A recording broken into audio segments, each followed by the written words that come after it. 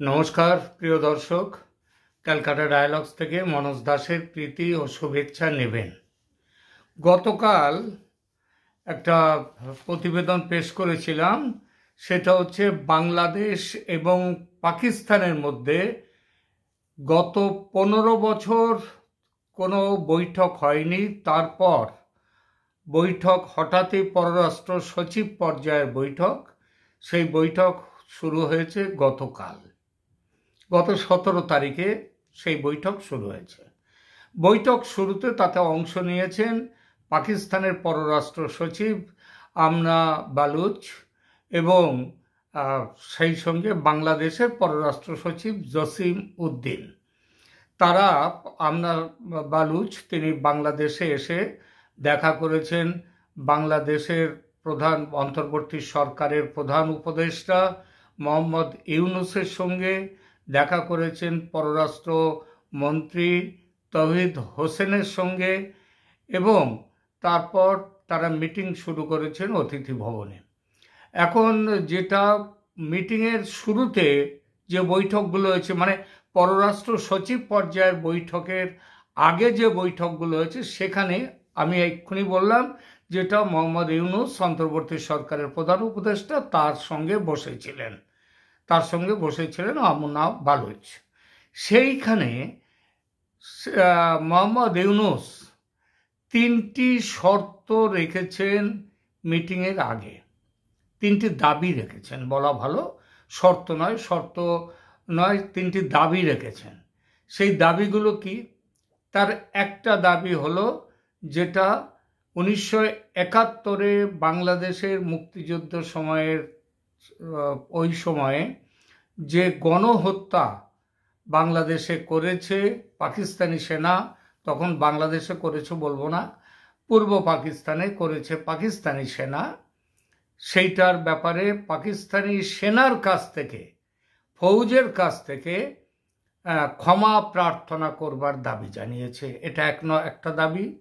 দ্বিতীয় দাবি সেটা হচ্ছে যে প্রায় বেশ কিছু পাকিস্তানি যারা বাংলাদেশি নয়, যারা বাঙালি নয়, সেই পাকিস্তানিরা বাংলাদেশে রয়েছেন এবং সেই বাংলাদেশের থাকা সেই পাকিস্তানিরা তারা বাংলাদেশের 14টি জেলায় নাকি তারা আছেন। তো তাদেরকে ফেরতের বন্দোবস্ত, পাকিস্তানে ফিরে যাওয়ার, এই ফেরত নেওয়ার ব্যবস্থা করতে হবে পাকিস্তানকে, দ্বিতীয় দাবি। আর তৃতীয় দাবিটা কি? তৃতীয় দাবি হচ্ছে যে $4.52 বিলিয়ন এটা পাকিস্তানের কাছে প্রাপ্য আছে বাংলাদেশের, সেই প্রাপ্যটা মিটিয়ে দিতে হবে। এখন এই যে 3টি দাবি বাংলাদেশ করেছে, কিন্তু পাকিস্তানের জবাব কিছু দেয়নি।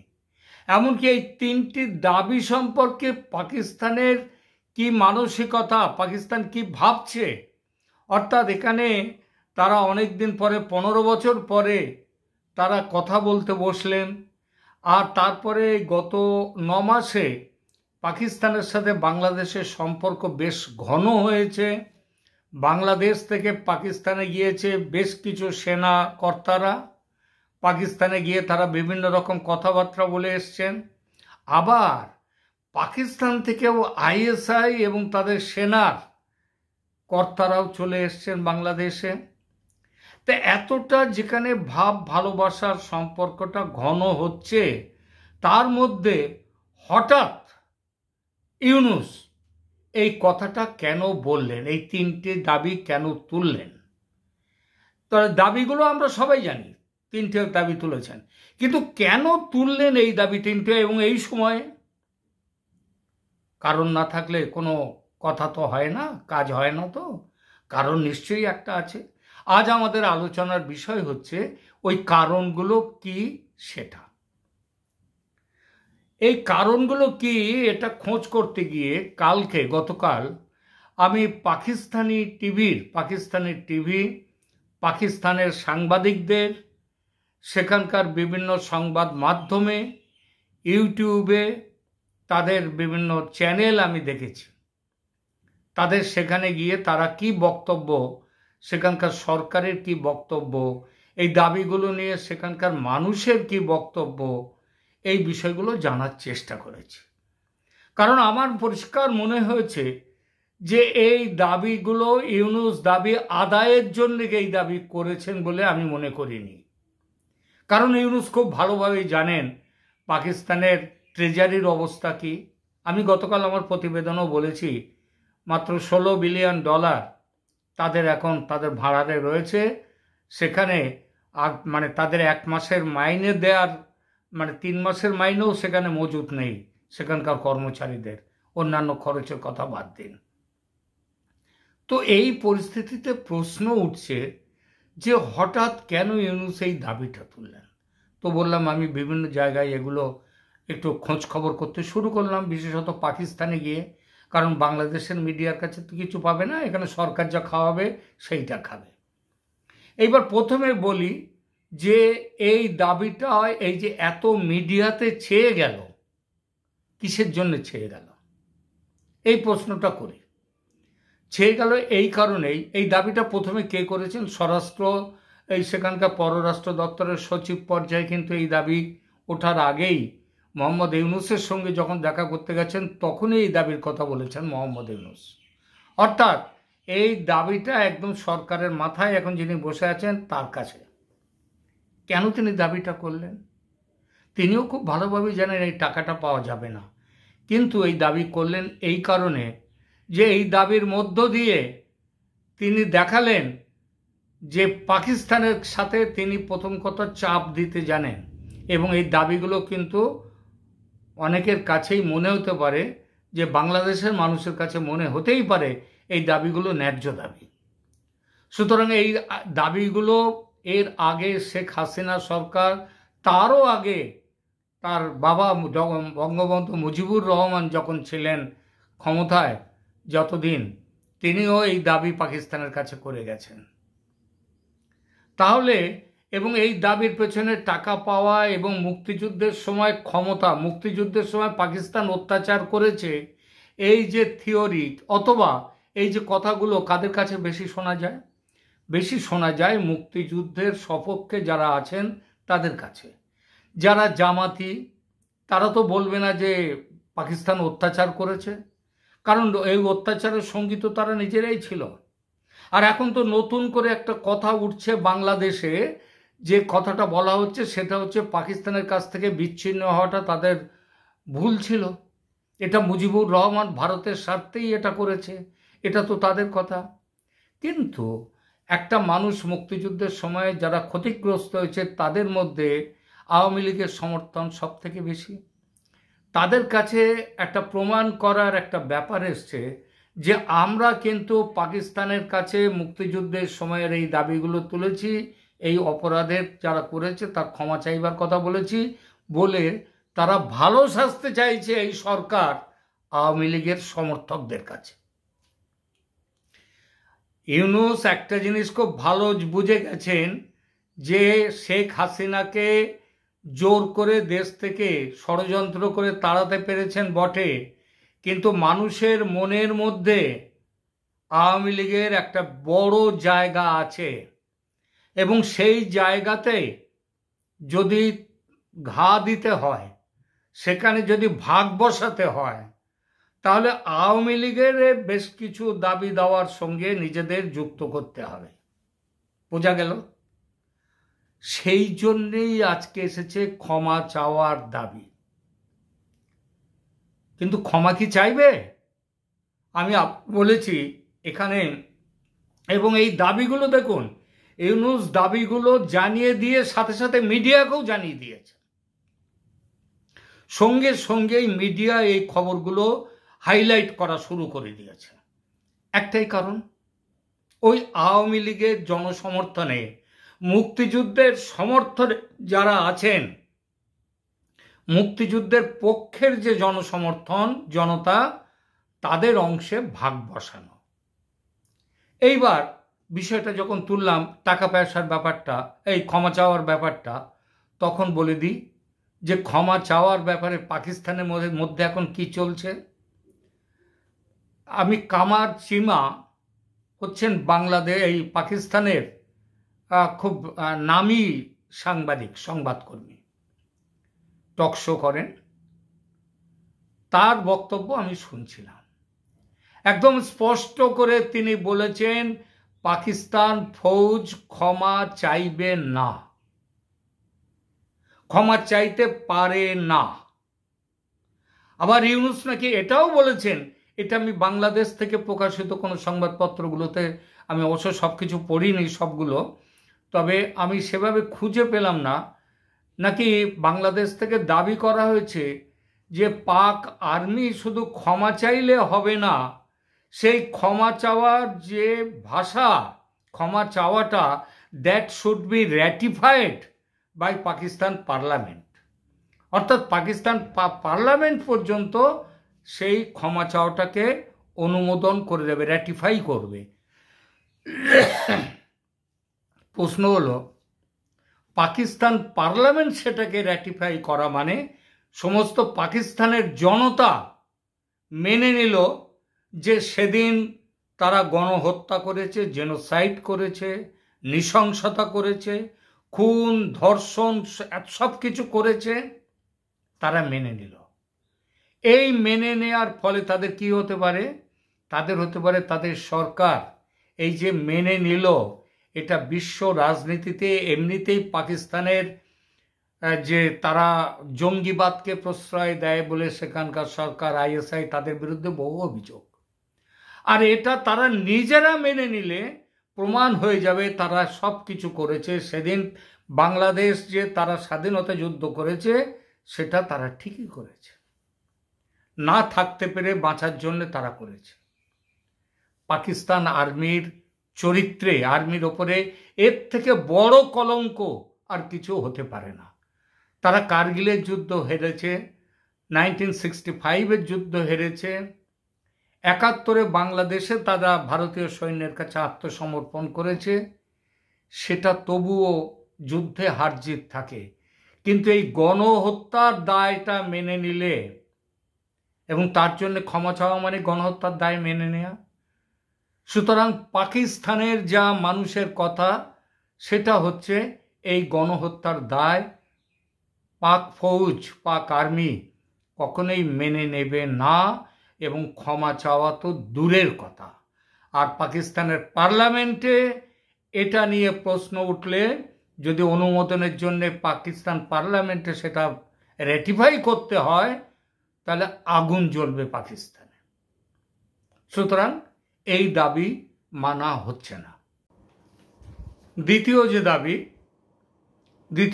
যে দাবিটি আছে সেটা হচ্ছে যে বাংলাদেশ স্বাধীন বাংলাদেশের জন্মের পরেও বহু পাকিস্তানি তারা বাংলাদেশ ছেড়ে চলে যায়নি, তারা বা যেতে পারেনি, যে কোনো কারণেই হোক তারা যেতে পারেনি।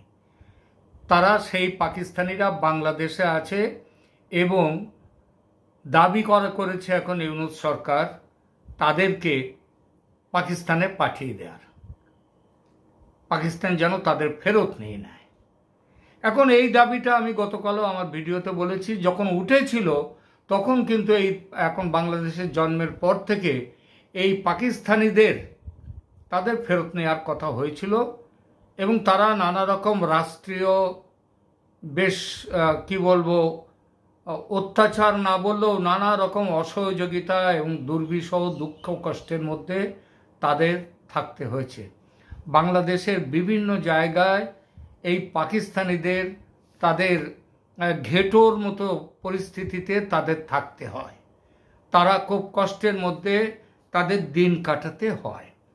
প্রথম দিকে কথা উঠেছিল এর বিরুদ্ধে অনেক, আমি বলেছি কালকের ভিডিওতেও, অনেক মামলা মোকদ্দমা ইত্যাদি হয়েছিল বাংলাদেশের হাইকোর্টে, সুপ্রিম কোর্টে, এবং শেষ পর্যন্ত সুপ্রিম কোর্ট তাদেরকে এখানে রাখার ব্যাপারে এবং তাদের জন্য মানবিক সুখ স্বাচ্ছন্দ্য যতটা দেয়া যায় ততটা দেওয়ার অর্ডার পর্যন্ত দিয়েছেন। বাংলাদেশের সরকার আস্তে আস্তে এই ব্যাপারটা অনেকটা থিতিয়ে এসছে। হঠাৎ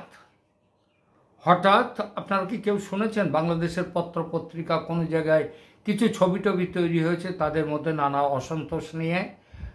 কিন্তু বাংলাদেশের পত্রপত্রিকায় গত কিছু বছর ধরে আপনার কি কখনো দেখেছেন যে পাকিস্তানিরা যারা বাংলাদেশে আছে তাদের সম্পর্কে কোনো খবর? সেভাবে নিশ্চয়ই দেখেননি। কিন্তু হঠাৎ ইউনূস কেন এটা বললেন? আর এই সংখ্যাটা কিন্তু পরিষ্কারভাবে বলতে পারেননি ইউনূস। মানে বাংলাদেশের পত্রপত্রিকায় যে খবর বেরিয়েছে তাতে কয়েক হাজার, 20-25 হাজার এরকম একটা সংখ্যা দেয়া রয়েছে, তারা নাকি বাংলাদেশে আছে। পাকিস্তান নিউজে আমি ফলো করে গিয়ে দেখতে পেলাম তারা বলছে যে 14টা বাংলাদেশের 14টা ডিস্ট্রিক্টে এই পাকিস্তানিরা তারা থাকে এবং তাদের সংখ্যা মোটামুটিভাবে যে তারা নাকি বলে তাদের সংখ্যা বর্তমানে এখনো রয়েছে যেটা 3,24,000। 3,24,000 সেই পাকিস্তানি এখনো আছে। উল্টো দিকে পাকিস্তানে, লাহোরে, করাচিতে এসব জায়গায় বহু বাংলাদেশি, বাংলা ভাষী মানুষ তারাও কিন্তু পাকিস্তানে আছে। অর্থাৎ যদি পাকিস্তান থেকে তাদেরকে নিয়ে যাওয়ার মানে বাংলাদেশ থেকে পাকিস্তানিদের ফেরত নিয়ে যাওয়ার কথা ওঠে, তাহলে পাকিস্তান উল্টো চাপ দিতে পারে যে বাংলাদেশ এই পাকিস্তান থেকে তাহলে বাঙালিদের, বাংলা ভাষীদেরকে ফেরত নিয়ে আসতে হবে। কিন্তু এটাতে একটা ভীষণ রকমের সামাজিক একটা গোলমাল, বিশৃঙ্খলা তৈরি হবে। যে বাঙালিরা পাকিস্তানে আছেন তারাও ফিরে আসতে চাইবেন না এখন, কারণ তারা সেখানটায় মোটামুটি ভালো কাজকর্ম করছেন, সেখানে থিত হয়ে গেছেন, সেখানকার কালচারের সঙ্গে নিজেদেরকে জড়িয়ে ফেলেছেন, মানিয়ে নিয়েছেন। একই অবস্থা বাংলাদেশে যারা পাকিস্তানে যারা আছে তারাও এখানকার একটা কালচারের সাথে, এই কালচারের সাথে তাদের অনেকটা তালমেল হয়ে গেছে। এরা কেউই এখন এই দু জায়গায় যদি প্রত্যাবর্তন হয়ে যায়, এখানকার মানুষ ওখানে, ওখানকার বাঙালিরা এখানে যদি চলে আসে, কেউ কিন্তু ঠিক মতো মিলতে পারবে না যে বাকি জনগোষ্ঠীর সঙ্গে। তাদের বিয়েটা হওয়া মুশকিল হবে, অনেক রকম সমস্যা তাদের মধ্যে থাকে। তাছাড়া এই দাবিটাও সাম্প্রতিককালে সেভাবে ওঠেনি। হঠাৎ এটা ইউনূস সাহেব এই দাবির কথাটা তুললেন, তার একটাই কারণ, ওই একই পাকিস্তানের উপরে চাপ সৃষ্টি করা। এই একই তৃতীয় যে কারণটা, যেটা টাকার ব্যাপার। টাকার ব্যাপার খুবই ন্যায্য দাবি, পাকিস্তানকে এই টাকাটা দিয়ে দেওয়া উচিত। স্বাধীনতার পর থেকে পাকিস্তান এই ব্যাপারে কথাই বলেনি কোনোদিন। গতকাল বলেছিলাম ভারত পাকিস্তান 47-এ দেশভাগের পর পাকিস্তানকেও ভারত দিয়েছিল এই ধরনের ক্ষতিপূরণ, যেটা হিসাব করে পাওয়া গিয়েছিল ভারতের দেয়ার কথা। বাংলাদেশ যে টাকাটা চাইছে সে টাকাটা পাকিস্তানের কাছে তাদের পাওনাটা অত্যন্ত সঠিক এবং ন্যায্য, কিন্তু সেটা এখন পাকিস্তান দিতে পারবে না, কারণ পাকিস্তান দেওয়ার মতো পরিস্থিতিতে নেই। তাহলে এই তিনটে দাবি হঠাৎ, যেগুলো এক্ষুনি কোনো মেটার সম্ভাবনা নেই, মানে যে দাবিগুলো পাওয়া, আমি ফেরত পাবো টাকা, ক্ষমা চাওয়া, এগুলো কোনোটাই হবে না। আমি বলছি তিনটের কোনোটাই হবে না। তবু এটা দিলেন একটাই কারণে, এটা দেখাতে বাংলাদেশের জনগণকে যে আমরা বাংলাদেশের স্বার্থ বিসর্জন দিয়ে পাকিস্তানের সাথে কোনো আঁতাত করছি না, প্রেম করছি না। সেই সঙ্গে বাংলাদেশের যারা মুক্তিযুদ্ধের সপক্ষের সমর্থক, যারা মূলত আওয়ামী লীগের সমর্থক, সেই বিপুল জনগোষ্ঠীর মধ্যে নিজেদের ভাগ বসানোর জন্যে, সমর্থনের ভাগ তাদের মধ্যে বসানোর জন্যে এই দাবিগুলো করা হয়েছে। পাকিস্তান তারা কি খুব রেগে গেছে এই দাবির কথা শুনে? একদমই না, একদমই রাগেনি পাকিস্তান। কারণ এখন যে তাদের কথাবার্তা শুনে আমার যা মনে হলো, এটা একটা গট আপ গেম। দুজনে তালমেল করে মিলিয়ে জুলে তারা এই গেমটা করছে। এতে ইউনূসের যেমন স্বার্থ আছে, পাকিস্তানের স্বার্থ তো আছেই, বাংলাদেশের ভেতরে ঢুকে যাওয়া এই স্বার্থ আছে।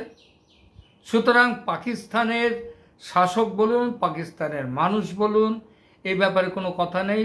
শুধু ফৌজির প্রথমে একটু রাগের মতো হয়তো হতেই পারে, কিন্তু সেগুলোও ব্যাপার নয়, কারণ জানে এটা দাবি দাওয়াটা পেশ করা হয়েছে শুধু পেশ করার জন্যে, আদায় করার জন্যে নয়। এবং এটা ইউনূস যেটা করলেন সেটা হচ্ছে মানুষকে ঠকানো, মানুষকে ঠকানো। তবু দাবি যখন করেছেন তখন তো একটা আলাপ আলোচনা চালাতে হবে। এটাও খবর পেলাম পাকিস্তান তাদের বিভিন্ন সূত্র থেকে যে দুদেশের সরকারের উচ্চ স্তরে এই ব্যাপারে একটা কথাবার্তা বলছে। এমনও হতে পারে একটা টোকেন দাবি, ক্ষমা চাওয়া নয়, টাকা দেওয়াও নয়, টোকেন দাবি কিংবা লোক ফেরত দেয়া নেওয়াও নয়, যেটা হতে পারে সমঝোতা, এই ব্যাপারে আলোচনা চলছে, এইরকম একটা খবর চালিয়ে যাওয়া। কারণ বড় কারণ এই সরকার, যে সরকার এখন বাংলাদেশে আছে, এটা তো সামান্য কয়েকদিনের সরকার। ডিসেম্বরের মধ্যে ভোট করার কথা। ইউনূস খুব চিৎকার করছেন, চেষ্টা করছেন যাতে পিছিয়ে নেওয়া যায়, অন্তত জুনের মধ্যে করা যায়। আর ওই যে জানাপা জাতীয় নাগরিক পার্টি, তারা চেষ্টা করছে যাতে 5 বছর ভোট না করেই ক্ষমতা ভোগ করা যায়। তো এইগুলো করছে। সুতরাং কিছুদিনের জন্য হয়তো একটু কথাবার্তাও হবে, আর ফলাও করে সেই সব কথাবার্তা এই দাবির পরিপ্রেক্ষিতে পাকিস্তান কি করছে না করছে ফলাও করে প্রচার হবে সেখানকার মিডিয়াকে খাইয়ে দেয়া হবে। তোমরা প্রচার করো যাতে এই সরকারের উপরে মানুষ, বাংলাদেশের মানুষ গদগদ হয়ে যায়, যেটা পাকিস্তান প্রেমে মত্ত হয়ে দেশের স্বার্থ বিসর্জন দেয়নি। এইটাই লোকের চোখে ধুলো দেয়া। এখনকার মতো এখানেই থামছি। ভালো থাকবেন, ধন্যবাদ।